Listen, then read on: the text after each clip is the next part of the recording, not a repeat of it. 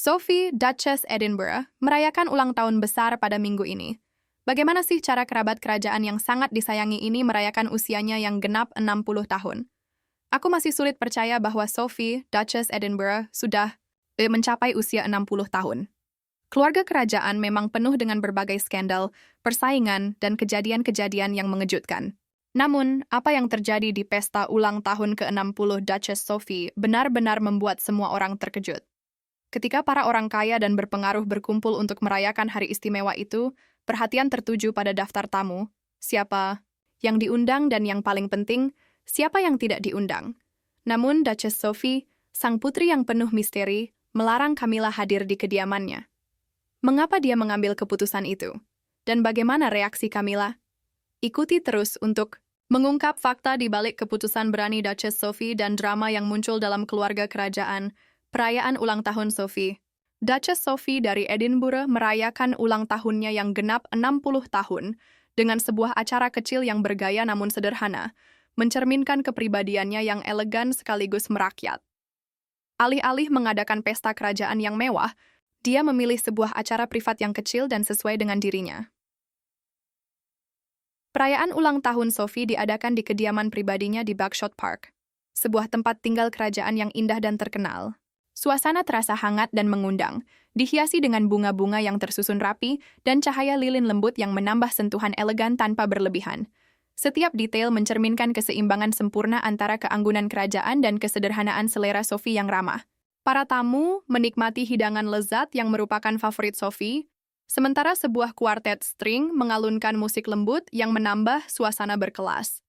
Daftar tamu terdiri dari teman-teman dekat, bangsawan senior, dan tokoh-tokoh terhormat yang memiliki peran penting dalam kehidupan Sophie. Pangeran Edward berdiri dengan bangga di sampingnya, tampak bahagia. Putri Anne, yang memiliki ikatan erat dengan Sophie, datang lebih awal bersama anggota penting keluarga Windsor. Pangeran William dan Putri Catherine juga hadir, membuat acara semakin bermakna. Pertemuan ini menunjukkan betapa kuatnya hubungan Sophie, baik dalam keluarga kerajaan maupun di luar itu. Namun ada satu hal yang mencolok karena ketidakhadirannya. Ratu Camilla tidak terlihat dimanapun.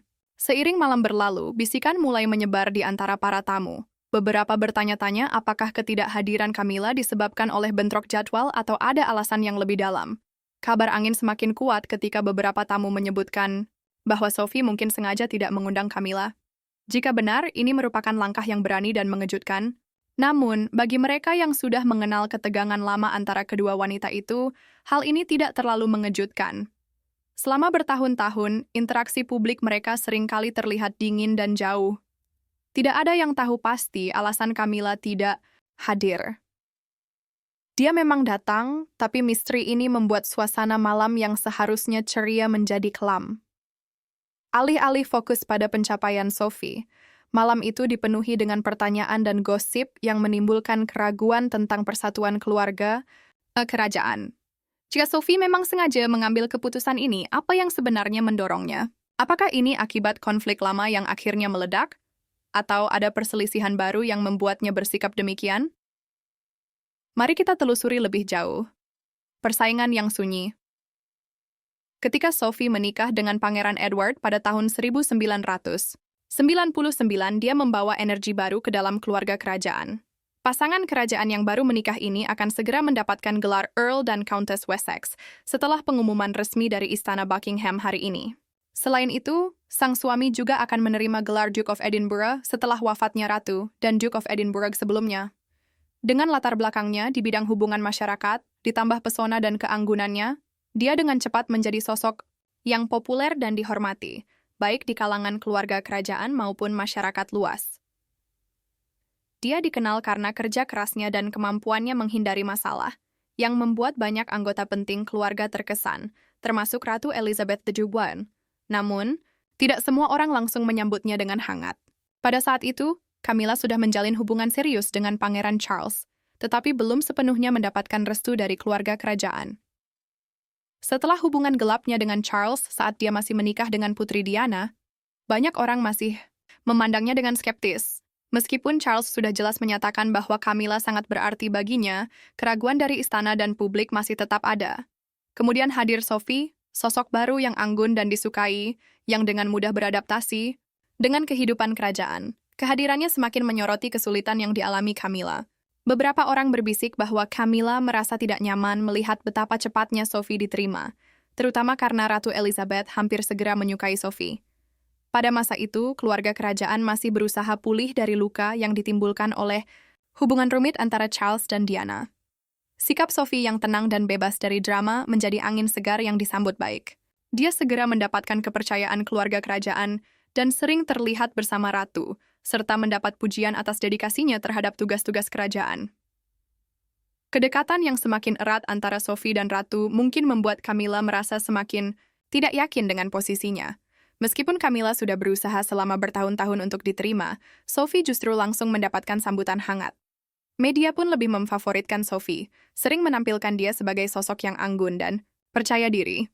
Sementara itu, Camilla terus menghadapi kritik dari masa lalunya. Perbandingan antara kedua wanita ini memicu rumor bahwa Camilla melihat kedatangan Sophie bukan hanya sebagai saingan dalam mendapatkan perhatian Ratu, tetapi juga dalam peran mereka di keluarga kerajaan. Seiring waktu, tanda-tanda ketegangan mulai muncul. Ada momen-momen ketika Camilla terlihat menjaga jarak, atau ketika pengaruh Sophie yang semakin besar menyebabkan perselisihan kecil. Meskipun mereka tidak pernah berdebat di depan umum, hubungan mereka selalu terasa dingin dan jauh. Orang-orang dekat mereka percaya bahwa Camilla tidak pernah benar-benar menerima Sophie, dan interaksi mereka minim kehangatan. Apakah hubungan Camilla dan Charles sudah dimulai saat Charles masih menikah dengan putri Diana, atau baru setelah kematian Diana? Mari kita lihat lebih dekat kisah cinta Raja Charles dan Ratu Camilla. Romansa antara Camilla dan Charles berlangsung lama sebelum Camilla menjadi Ratu Permaisuri. Kisah cinta mereka penuh dengan emosi mendalam, perpisahan panjang, dan skandal publik. Meski menghadapi banyak tantangan, termasuk perjuangan pribadi dan kritik keras dari masyarakat, hubungan mereka tetap kuat dan akhirnya membentuk fondasi yang kokoh untuk masa depan mereka bersama. Masa depan keluarga kerajaan Inggris terbentuk dengan cara yang penuh kejutan. Pada awal tahun 70-an, Camilla dan Charles bertemu untuk pertama kalinya. Sejak pertemuan itu, mereka merasakan ikatan yang kuat dan alami. Keduanya memiliki kecintaan yang sama terhadap alam, kuda, dan selera humor yang serupa. Mereka berbicara dengan mudah satu sama lain, dan Charles terpesona oleh kepercayaan diri serta pesona Camilla. Sementara itu, Camilla mengagumi kebaikan dan dedikasi Charles terhadap tugas-tugas kerajaannya. Namun meskipun perasaan mereka kuat, tradisi kerajaan menjadi penghalang. Pada masa itu, aturan kerajaan sangat ketat. Walaupun Camilla berasal dari keluarga bangsawan, dia tidak dianggap sebagai calon yang tepat untuk menjadi pasangan raja masa depan. Charles diharapkan menikahi seorang wanita muda yang belum pernah menjalin hubungan sebelumnya. Karena harapan-harapan ini, Charles dan Camilla harus berpisah. Pada tahun 1973, Camilla menikah dengan Andrew Parker Bowles setelah mengakhiri hubungannya dengan Charles. Sementara itu, Charles melanjutkan tanggung jawab kerajaannya dan berusaha maju. Namun, meskipun terpisah, Charles dan Camilla tetap menjaga hubungan emosional mereka selama bertahun-tahun. Kemudian, Charles bertemu dengan Lady Diana Spencer yang tampak seperti pengantin kerajaan yang sempurna. Pernikahan mereka pada tahun 1981 berlangsung megah dan disaksikan oleh jutaan orang di seluruh dunia. Momen ciuman mereka disambut sorakan dari kerumunan yang memanggil pasangan itu berulang kali. Namun, di balik kisah dongeng itu, masalah mulai muncul. Charles dan Diana memiliki kepribadian dan harapan yang sangat berbeda terhadap pernikahan mereka. Seiring waktu, hubungan mereka menjadi tegang dan Charles kembali mencari kenyamanan dalam persahabatan dengan Camilla. Meskipun keduanya sudah menikah, mereka tetap dekat secara emosional. Semakin dekat mereka, semakin sulit menyembunyikan rahasia hubungan mereka. Media mulai memperhatikan dan rumor pun menyebar. Diana kemudian mengonfirmasi bahwa Camilla selalu menjadi sosok penting dalam hidup Charles yang mengejutkan publik dan memicu kemarahan serta kritik. Ketika ditanya apakah Camilla berperan dalam keruntuhan pernikahan mereka, Diana pernah berkata, "Ya, ada 3 orang dalam pernikahan ini, jadi agak sesak." Pernikahan Charles dan Diana terus memburuk, yang akhirnya berujung pada perpisahan resmi pada tahun 1992 dan perceraian pada tahun 1996. Kematian mendadak Diana pada tahun 1997 membawa kesedihan mendalam di seluruh dunia.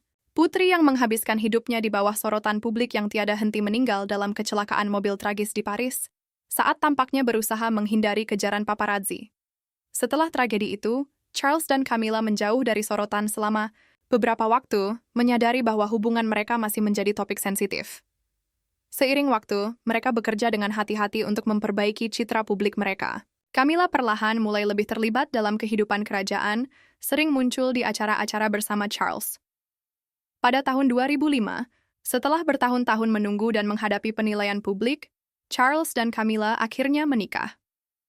Pernikahan mereka sederhana, namun sangat bermakna. Tidak semewah pernikahan kerajaan lainnya, tetapi menunjukkan kekuatan dan ketahanan cinta mereka, ketegangan antara Sophie dan Camilla. Sejak Sophie bergabung dengan keluarga kerajaan, dia mulai menyadari hubungan rumit antara Camilla dan Pangeran Charles. Sementara beberapa anggota keluarga kerajaan bisa mengabaikan masa lalu Camilla, Sophie merasa sulit melupakan kontroversi tersebut. Kenangan tentang Putri Diana masih membebani keluarga, dan banyak orang masih ingat skandal perselingkuhan Charles dan Camilla. Peran Camilla bukan hanya masalah hubungan pribadi, tetapi juga memengaruhi bagaimana publik memandang keluarga, kerajaan.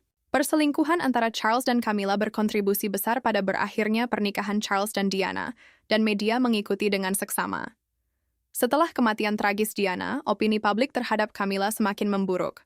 Banyak yang menyalahkannya atas tragedi tersebut. Kesedihan yang mendalam membuat keputusan Camilla untuk bergabung dengan keluarga kerajaan menjadi isu yang sangat sensitif dan sering diperdebatkan. Sophie, yang dikenal sangat menghormati tradisi kerajaan dan menunjukkan kesetiaan tinggi kepada keluarga, konon mengalami kesulitan menerima transformasi Camilla dari seorang selingkuhan menjadi pasangan resmi dalam keluarga kerajaan. Sophie telah membangun citra positif yang kuat untuk dirinya sendiri. Anggun, penuh hormat, dan bebas dari skandal sejak menikah dengan Pangeran Edward. Sebaliknya, perjalanan hidup Camilla dipenuhi dengan kontroversi, kritik tajam, dan pemberitaan negatif yang terus-menerus. Perbedaan yang mencolok ini membuat Sophie sulit untuk sepenuhnya menerima Camilla. Pada awal tahun 2000-an, perbedaan antara kedua wanita ini semakin nyata. Sophie dan Edward menjalankan tugas kerajaan mereka dengan sangat serius dan profesional. Sementara itu, Camilla masih berusaha menemukan tempatnya dalam keluarga kerajaan dan belum menikah dengan Charles. Sophie juga memiliki hubungan yang dekat dan hangat dengan Ratu Elizabeth II, yang semakin menonjolkan perbedaan antara dirinya dan Camilla. Walaupun Sophie dipandang sebagai anggota keluarga kerajaan yang dapat dipercaya dan dihormati, banyak orang masih meragukan posisi Camilla. Meskipun mereka selalu bersikap sopan di depan umum, kehangatan di antara mereka sangat minim. Berbeda dengan wanita kerajaan lain yang menunjukkan tanda-tanda persahabatan, Sophie dan Camilla menjaga jarak dan bersikap sangat formal satu sama lain. Para ahli bahasa tubuh mengamati bahwa Camilla tampak tidak nyaman berada di sekitar Sophie, sementara Sophie selalu menjaga sikap profesional. Ada juga indikasi persaingan diam-diam untuk menarik perhatian dan pengaruh dalam keluarga kerajaan. Beberapa pengamat percaya bahwa Camilla, yang sadar akan reputasinya yang kurang baik, berusaha lebih menonjol di berbagai acara, terkadang menarik perhatian dari Sophie. Apakah ini disengaja atau hanya bagian dari rasa tidak amannya? Hal ini semakin memperkuat pandangan Sophie bahwa posisi Camilla dalam keluarga masih sangat rumit. Ketidaknyamanan Sophie terhadap Camilla bukan berasal dari ketidaksukaan pribadi, melainkan dari keyakinan kuatnya untuk melindungi kehormatan dan reputasi keluarga kerajaan. Bagi Sophie, Camilla melambangkan masa-masa sulit dalam sejarah keluarga yang telah menyakiti baik keluarga maupun publik. Meskipun Sophie tidak pernah secara terbuka berbicara menentang Camilla, keraguannya sudah mengirimkan pesan yang jelas. Perselisihan awal mereka menyebabkan jarak yang bertahan lama di antara keduanya. Bahkan bertahun-tahun kemudian, ketegangan itu belum sepenuhnya hilang. Contohnya, ketika Sophie tidak mengundang Camilla ke pesta ulang tahunnya yang ke-60, banyak orang bertanya-tanya apakah itu karena dendam lama atau ada alasan lain yang lebih baru. Persaingan mereka bahkan meluas ke bidang kerja amal. Lalu, bagaimana kompetisi ini memengaruhi upaya amal mereka dan siapa yang lebih unggul? Mari, kita lihat lebih dekat. Pertarungan kerajaan untuk pengaruh melalui kegiatan amal. Meskipun Duchess Sophie dari Edinburgh dan Ratu Camilla memiliki kepribadian dan gaya hidup kerajaan yang berbeda, keduanya menemukan diri mereka dalam sebuah kompetisi yang tenang, terutama dalam hal pekerjaan amal. Keduanya menyadari bahwa terlibat dalam kegiatan amal bukan hanya bagian dari tugas kerajaan mereka, tetapi juga cara untuk mendapatkan rasa hormat, membangun pengaruh, dan memperkuat peran mereka dalam keluarga kerajaan. Seiring waktu, pekerjaan amal mereka berubah menjadi semacam perlombaan halus, di mana masing-masing berusaha menonjol dan meninggalkan jejak unik di dunia amal kerajaan. Sophie memulai pekerjaan amalnya pada tahun 2002 dengan mendirikan Yayasan Duchess of Edinburgh. Awalnya, yayasan ini didirikan ketika dia masih bergelar Countess of Wessex. Organisasi amal ini fokus pada membantu anak-anak, mendukung pendidikan, dan memberikan peluang bagi anak muda di daerah-daerah kurang beruntung. Sophie sangat terlibat secara langsung, sering mengunjungi sekolah-sekolah, panti asuhan, dan program-program pemuda, menunjukkan kepedulian yang tulus. Pendekatannya yang langsung dan hangat membuatnya mendapatkan banyak pujian. Yayasan yang dipimpinnya segera menjalin kemitraan dengan organisasi-organisasi global untuk memberikan beasiswa dan meningkatkan kualitas pendidikan di negara-negara berkembang. Campuran antara profesionalisme dan kehangatan yang ditunjukkan Sophie membuatnya sangat disukai oleh banyak orang, baik di dalam maupun di luar lingkungan kerajaan. Keahlian dan peran amal Camilla serta rivalitas halus dengan Sophie. Camilla memiliki keahlian yang kuat dalam bidang hubungan masyarakat, yang membantunya menghadapi sorotan media dengan baik dan menyampaikan pesannya secara efektif kepada publik. Sebelum Sophie bergabung dengan keluarga kerajaan, Camilla sudah aktif dalam berbagai pekerjaan amal. Fokus utama Camilla adalah pada isu-isu serius dan seringkali kurang mendapat perhatian, seperti kekerasan dalam rumah tangga, program membaca untuk anak-anak, dan kampanye kesehatan masyarakat. Topik-topik ini menunjukkan komitmen Camilla terhadap masalah sosial yang penting dan berdampak nyata. Namun, masa lalu Camilla yang penuh drama, terutama yang melibatkan hubungan dengan Pangeran Charles dan Putri Diana, membuat sebagian orang meragukan niat dan integritasnya. Oleh karena itu, meskipun Camilla memberikan kontribusi yang signifikan dalam dunia amal, dia tidak langsung mendapatkan dukungan penuh dari publik. Seiring waktu, persetujuan dan penerimaan terhadap Camilla berkembang secara bertahap. Ketika reputasi dan popularitas Sophie semakin meningkat, Camilla dilaporkan mulai merasa tidak nyaman. Sophie dikenal sebagai sosok yang ramah, mudah didekati, dan sangat aktif dalam berbagai acara kerajaan. Sebaliknya, Camilla sering mengalami kesulitan untuk menarik perhatian dan membangun hubungan yang hangat dengan masyarakat. Perbedaan gaya mereka semakin menonjol. Sophie lebih memilih pendekatan yang sederhana dan personal, seperti mengunjungi lembaga amal tanpa pemberitahuan sebelumnya, yang membuatnya tampak tulus dan dekat dengan orang-orang yang dilayaninya.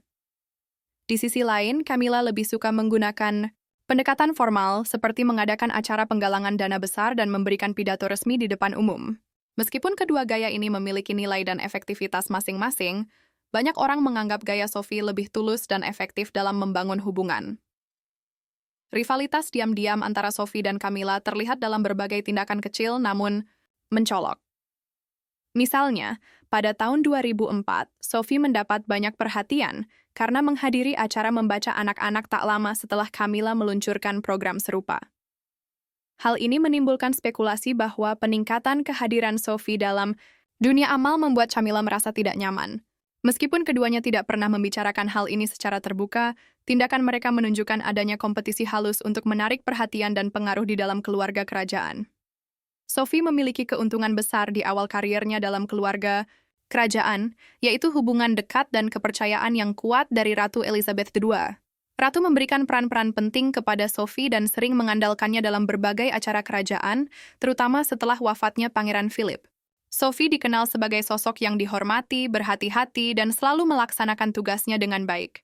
Banyak yang percaya bahwa jika keadaan tetap seperti itu, Sophie berpotensi menjadi salah satu wanita paling berpengaruh dalam keluarga kerajaan. Namun, pada tahun 2005, segalanya berubah secara signifikan. Camilla menikah dengan Pangeran Charles, dan secara resmi menjadi anggota senior keluarga kerajaan. Setelah pernikahan tersebut, Camilla mulai mengambil lebih banyak tugas dan tanggung jawab kerajaan, dan citra publiknya perlahan membaik. Meskipun Sophie tetap bekerja keras dan setia, status Camilla yang terus meningkat mulai menggeser posisi Sophie dalam hierarki keluarga kerajaan. Ketika Camilla semakin sering muncul di acara-acara besar dan semakin dekat dengan posisi sebagai ratu pendamping, beberapa orang dalam keluarga kerajaan berpandangan bahwa Sophie merasa tersisih, terutama karena sebelumnya dia adalah teman perempuan terdekat Ratu Elizabeth II. Meskipun keduanya tidak pernah menunjukkan konflik secara terbuka, pergeseran, kekuasaan dan pengaruh ini sangat jelas terlihat. Perubahan besar terjadi ketika Ratu Elizabeth II meninggal dunia pada tahun 2022. Charles naik tahta sebagai raja, dan Camilla dinyatakan sebagai ratu pendamping. Status baru ini memberikan Camilla kekuatan dan pengaruh yang lebih besar dari sebelumnya, yang berdampak langsung pada posisi Sophie dalam keluarga kerajaan. Salah. Satu keputusan yang sangat menyakitkan bagi Sophie adalah ketika Camilla dan Raja Charles memutuskan untuk menjual banyak kuda balap kesayangan Ratu Elizabeth II. Ratu sangat mencintai balap kuda dan telah menghabiskan bertahun-tahun untuk membiarkan kuda-kuda berkualitas tinggi. Bagi Sophie, yang memiliki hubungan emosional dan kedekatan dengan Ratu, keputusan ini terasa seperti pelanggaran terhadap tradisi dan warisan keluarga. Bagi banyak orang, tindakan ini juga menjadi simbol bahwa cara-cara lama dan tradisional mulai ditinggalkan di era baru yang dipimpin oleh Camilla. Seiring Camilla semakin berkuasa dan berpengaruh, jarak antara dirinya dan Sophie semakin melebar, memperkuat ketegangan yang sudah lama ada di antara mereka. Sophie terus bekerja dengan tekun, namun kini ia tidak lagi dipandang sebagai wanita yang paling dipercaya oleh sang ratu. Perannya secara perlahan mulai memudar, sementara Camilla semakin menonjol sebagai sosok perempuan kerajaan yang paling mencuri perhatian. Pergeseran ini kemungkinan besar memengaruhi keputusan Sophie untuk tidak mengundang Camilla ke pesta ulang tahunnya yang ke-60, sebuah langkah yang mengejutkan dan menarik banyak perhatian. Kini, persaingan yang dulu tersembunyi di antara keduanya berubah menjadi perbedaan status yang sangat jelas. Camilla berdiri kokoh sebagai ratu pendamping, sementara Sophie tetap dihormati, tetapi keberadaannya kurang terlihat di mata publik. Hubungan mereka telah bergeser dari sekadar upaya menjaga keseimbangan menjadi jurang kekuasaan yang nyata. Lalu, apa sebenarnya yang terjadi di perayaan ulang tahun tersebut? Dan bagaimana peran Camilla dalam kontroversi yang muncul setelahnya? Mari kita telusuri lebih jauh. Ketika saatnya tiba untuk merayakan ulang tahunnya yang ke-60, Sophie, Duchess of Edinburgh, sudah memiliki gambaran jelas tentang seperti apa pesta yang diinginkannya. Alih-alih menggelar acara kerajaan yang mewah dan penuh formalitas dengan ratusan tamu, Sophie memilih sesuatu yang jauh lebih sederhana dan bermakna. Dia lebih menyukai pertemuan kecil yang intim, di mana setiap tamu benar-benar berarti baginya. Dengan penuh perhatian, ia menyusun daftar tamu yang hanya mencakup keluarga terdekat, beberapa teman setia, dan tokoh-tokoh kerajaan tertentu yang memiliki pengaruh penting dalam hidupnya. Tujuannya adalah menciptakan suasana hangat dan nyaman, jauh dari kemewahan dan drama khas dunia kerajaan. Namun, perencanaan pesta ini tidak berjalan tanpa hambatan. Saat keputusan akhir sedang diambil, seseorang dari lingkaran kerajaan menyarankan agar Ratu Camilla, yang kini menjadi sosok penting dalam keluarga kerajaan, turut diundang. Saran bahwa Ratu Permaisuri harus diundang langsung mendapat penolakan tegas. Reaksi Sophie sangat jelas saat itu. Menurut saksi yang hadir, dia melirik dengan sinis, tertawa mengejek, dan dengan tegas menyatakan bahwa ia tidak menginginkan Camilla hadir di pestanya. Berita mengenai sikapnya ini dengan cepat menyebar di dalam istana, menimbulkan kegaduhan yang tenang namun sulit disangkal.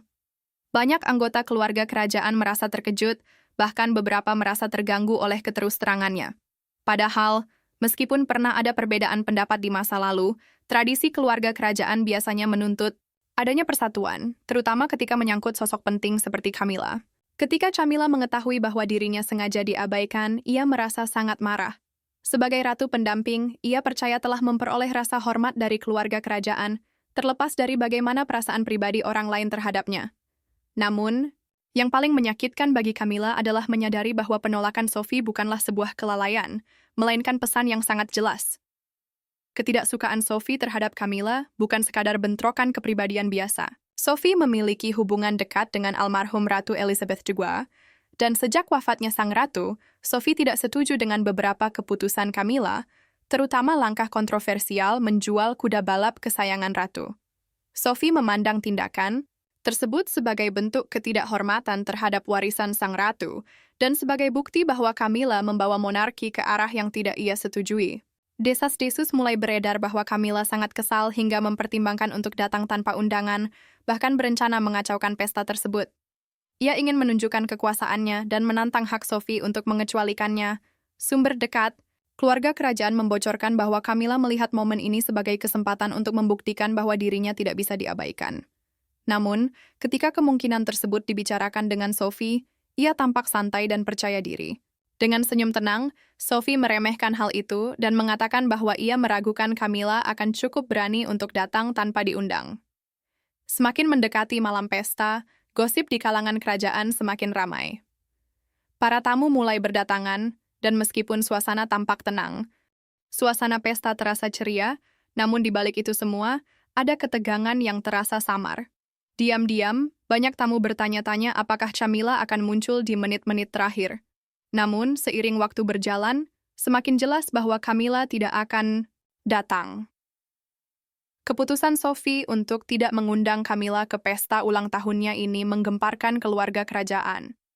Pilihan yang tampak seperti urusan pribadi ini justru menimbulkan kegaduhan di dalam istana, memunculkan kekhawatiran baru tentang seberapa kuat sebenarnya hubungan mereka. Ketegangan di antara keduanya semakin meningkat, dan banyak yang khawatir hal ini bisa menimbulkan situasi yang tidak nyaman di acara-acara kerajaan mendatang, terutama saat Raja Charles hadir.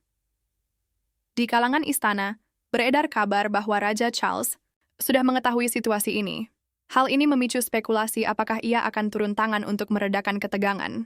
Jika ia banyak yang penasaran apakah Sophie akan tetap teguh pada pendiriannya atau justru didorong untuk berdamai meskipun sebenarnya ia enggan. Pendapat publik pun terbagi.